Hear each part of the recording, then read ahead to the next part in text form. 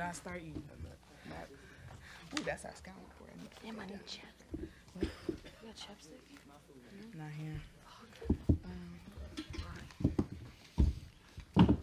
Hey, you got chapstick? Excuse my teammates.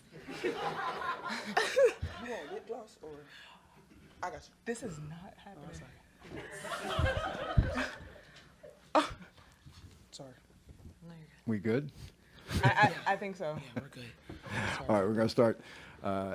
Kelsey, Chelsea, Asia. First question to your right in the front row. Hey, Kelsey. Becky said she thought the difference in this game versus the last was you getting downhill. Was that something where you just knew after how game one went, you just had to focus on more? Or how did you get that going? And related question, I know Asia apparently said something to you between the game 1 and 2 to kind of get you going. Asia, if you want to share anything about that or how you Asia, tell encouraged them her. what you said. Edited version. No, I told her she needed to get her shit together. Okay. At the end of the day, that's what she needs to do. We drafted her to do that, everything. So I made her make sure that she understood that we need her to make shots. And I know it sounds harsh, but KP's a pro, and she went out there and took care of business. And I think she understands that we believe in her. And like I said in the last press conference, I have ways that I talk to my teammates to get them to understand where I need them to be and where we need them to be. So yeah, I cussed her out. Next question, second row to your right. You don't want me to respond to that? Yeah. No, it's so funny. I was talking to my psychologist. I talk to him all the time, but like the ways different people approach you when you're like quote unquote in a slump. I got people praying over me. I got people rubbing my hand. I got people trying to encourage me. I got people cussing me out. But everyone wants to win, So I really I welcomed it very much, and I felt like, you know what, we all want the same thing, and I appreciate that this organization believes in me, coaches believe in me, I believe in myself, and a lot of times I'm hard on myself, and I feel like I've been a little bit frustrated how I've performed throughout the whole playoffs. So I'm just glad that they've been carrying it, and I decided to join the party. Next question, second row to your right. Hey, Asia. Quick question. Both games, you guys have come out and set the tone early in the first quarter. You've been super aggressive right out of the gate. How much of a concerted effort is that to kind of come out and set the tone, be aggressive early, and really kind of, set you guys on that path? It's huge for us. It's huge for us because if you look back at all of our L's, that first quarter kicked us. It kicked us, and we were playing teams pretty even throughout, but those first quarters are so important because you never want to find yourself digging yourself out of a hole, especially when you're playing against a good team like Con, because they don't go anywhere. They're not going anywhere. We're expecting them not to go anywhere. So if we can just keep our mindset and our composure in the first quarter and just kind of set the tone, I think it's helpful for us later on down the road. But I'm amazed at how far we've really come throughout this season, because it'll be some fourth quarters where it's like, wow, and others just like, what the world? So I'm very happy at where we are, but we're not done yet. We still have to continue to push through. We still have things that we have to take care of. So I think it's very important for us to come out the way we do. Next question to your right, standing.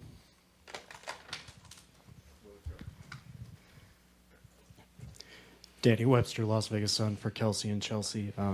There's only one player in WNBA playoff history that's had 5 straight games of 20 points and 10 rebounds. It's the woman to your left. I guess this run that she's been on, can either of you elaborate on it? I mean, you could say it's a run, but she's just done that all season. I feel like she's been the most consistent player night in and night out, offensively and defensively in this league. That's why she's the MVP. It's tremendous. A lot of times when we're watching greatness, we don't appreciate it in live time. Like, we have to wait until, someone's done playing, but it's absolutely a treat for, basketball people that are watching to see what she's doing. Yeah, I agree. And I think, we talk about her numbers offensively, but she's holding it down in the paint defensively. Like a two-way player through and through, rebounding, snatching rebounds, blocking shots, having our bag when I get beat. And so, all that, she's doing in production on the offensive end. And then the last series, she played all but 4 minutes. So, being in shape, playing both ends, talking, being that person, it's all around. And stuff is still not in the stat sheets that she's doing. And that's when you start building a legacy. for yourself. Next question, front row to your left. This question is for either Chelsea or Kelsey or Asia. You guys are up 2-0. What do you have to do to close out this series and still remain balanced as far as mentality and knowing what you guys have to do on the floor in a hostile environment? I would say not look too far ahead. We just got to focus on winning that first quarter, moving on, winning that second quarter, and the big picture will happen. It's the little things that gets the wins. It's not like at the end you try to go and outscore somebody. It's the little things. It's the rebounding. It's playing for each other. One more pass, one more play. And that's what we've been doing all playoffs. And so we have to be able to do that for Game 3. Next question, second row to your left. Cassandra Negley with Yahoo Sports. Kelsey, this Game 1 to Game 2 felt a lot like All-Star Weekend, where you wanted redemption after bricking in the three-point contest. Dang. But you have redemption today. Y'all see how people come at me? People wonder why I'm like feisty. It's like I'm dodging bullets here. What has been your mindset over the past 48 hours? You know, shoot or shoot. Just stay aggressive. I don't think anything necessarily that I've done differently. You know, just my same routines. I eat the same thing. I go to bed at the same time. Sometimes shots fall, sometimes they don't. And it's, you know, for me, I feel like it's been a growth opportunity, how I can impact the game in other ways besides shooting the ball, you know? And so I feel like in years past, I might have, you know, dropped my head and just gone deeper into a hole. But, you know, through a lot of the things that I've been through throughout the years, it's just taught me that I'm always going to bounce back. And I know that about myself, and I'm just going to keep shooting. Next question will come from Zoom. We're going to go to Roz. Roz, go ahead. Hi, guys. Roz Goldenwood, ESPN. Chelsea, this is for you. Becky Hammond said that your IQ is ridiculous, and just trying to, again, see the efficiency in which you're shooting some of these very tough and contested shots, and just overall your impact of the game. How do you think the mental side of the game and your IQ can help separate you and help you be successful in these big moments? I think, like, when you start talking about IQ, it's not just about yourself. It's about the bigger picture. And there's moments in the game where I do not have the ball in my hands, but I'm orchestrating or calling something just because I see it in a different view. And it's, I've just worked, like, just watching film. I've watched other players play, watched a lot of basketball, and I rewatch our games all the time. Especially in this playoffs, it's the little details that make the difference on how it can get an easy touch, how it can get an easy score, defensively, how it can make it difficult. But I think what just sets me apart is my willingness to be great, not just like the points and the assists and the rebounds and the nice passes, but how do I make the next player next to me want to play with me? How do I want them to, like, my legacy to be when somebody talks to me, you want them to be your teammate. And so far, that's people have wanted to play with me, and I think that's the biggest thing for me, is to make others better. Next question also on Zoom from Christy Winter-Scott. Christy, go ahead. Oh, you in a car. Hey, ladies, Christy. I am. My daughter's getting her hair braided. She has picture day for first down, and I'm waiting. Anyway, this is real life. Anyway, this question is for Asia. Asia, you know, there were a couple times when you got to the nail area and you found just lanes to your strong hand, your left side. Were you surprised by that? I think there was one possession in the first half. You turned around, nobody was there, and it was a floodgate for you. Were you excited also about your ability to get downhill? I know Coach Hammond said that, you know, Kelsey's ability to get downhill was a big plus for the team. Yeah, for sure. I was very surprised. Those opportunities don't come very often. I can't remember the last time I saw a clean basket. So I really want to capitalize on those moments, not just for myself, but for my teammates as well. But it does kind of catch me off guard, but I always trust my teammates put me in the best situation to score the basketball. So I take what they give me, and then I live with it. And just one more. Can I just follow up? I'm sorry, Roz, we do have to move along. We have a lot of people with raised hands. Standing to your left. Logan Raver here with Channel 8 It's in not Vegas. Roz. Asia, I saw you. Sorry, I saw you talking with John Morant after the game a couple of South Carolina folks. Yeah. I was curious what that conversation was like, and just how cool is it to have his support kind of along the way of the journey? Yeah, it's super dope. Josh, like the little brother, like he's killing it in the league, and he takes time to come out and show some love. So it's always something special. But he was just telling me it's one more. We can sit up here and say the job's not done, but we always know, like Chelsea said, we don't get too ahead of ourselves at all because anything can happen in this league. So he just said one more, keep going, and be blessed. Next question, second row center. Eden Lassie, Just Women's Sports. Chelsea and Kelsey, this one's for you. What were you guys seeing kind of X's and O's wise that you were able to exploit in terms of getting to the basket? They really want to congest the lane. So I think we play higher, wider, set good screens, have good angles, and make big reads. A lot of times they're going to put two people on the ball. So how do we deal with that once we see that and play out of those actions?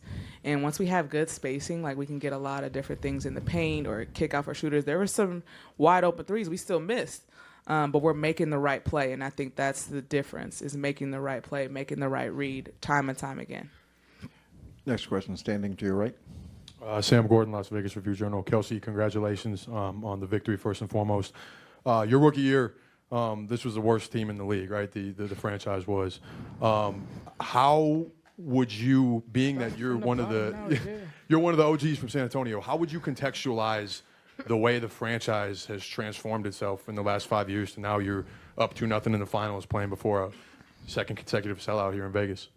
Yeah, I mean, I try to forget the dark days in San Antonio.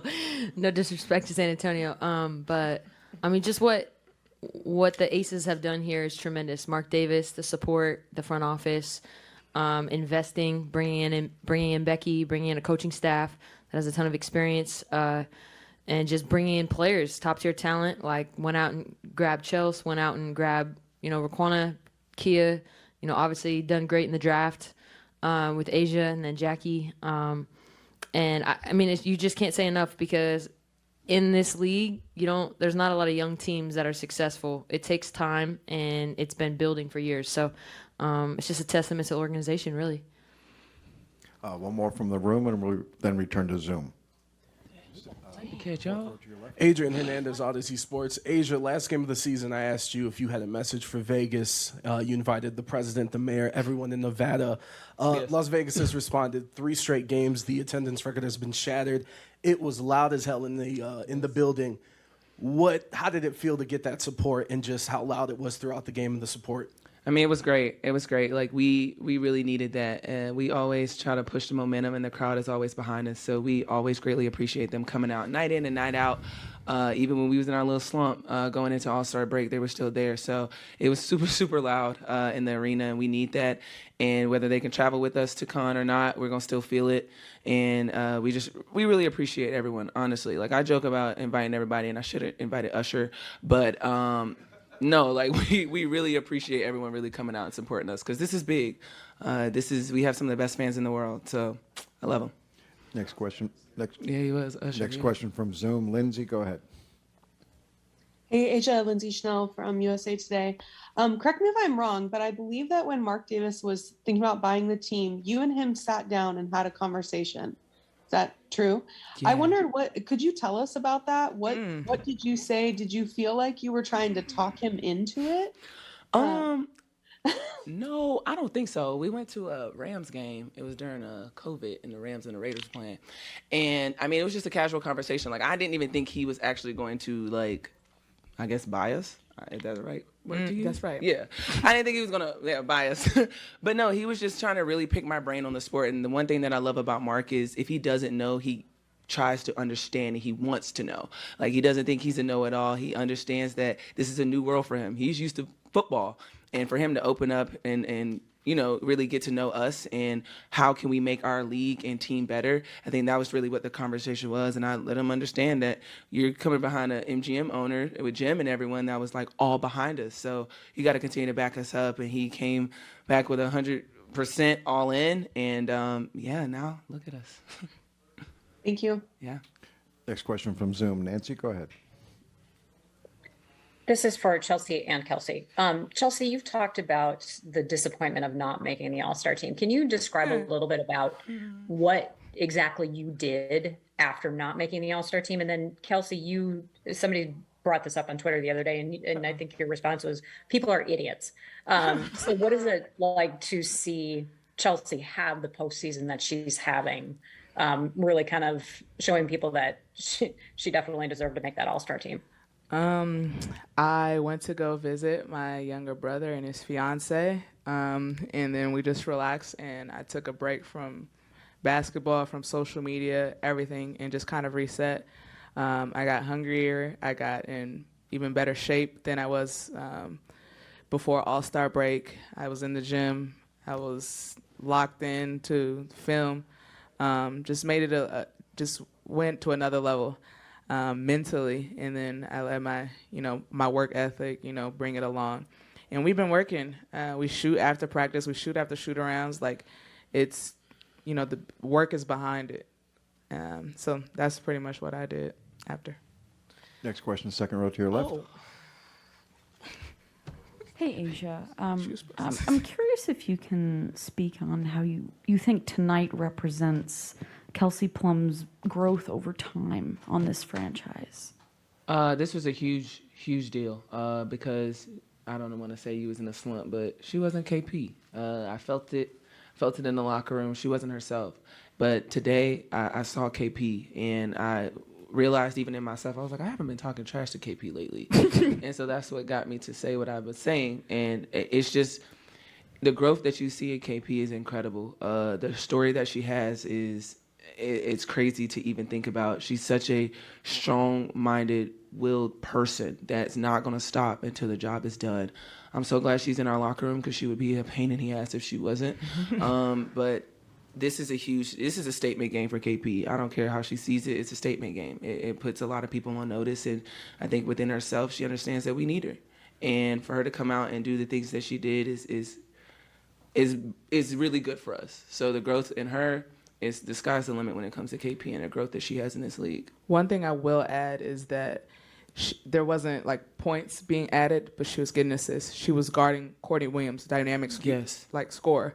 So there were things that she was still doing that kept her on the floor, and I think that's the growth too. Not just okay, now she's back because she's hitting shots. No, she's been who we needed her to be. We need her out there on the floor, and at the end of the day, you can't help off of her. I don't care if she's 1 for 20. I don't care if she's 1 for 8. You can't help off of her because you know that it's going to come back around. And she hit a big shot for us last game on three-point line, right there in the slot in the second half. And so, we have confidence in her with that. All right, Kelsey, Chelsea, Asia. Thank you. Thank you, y'all. Our Connecticut players are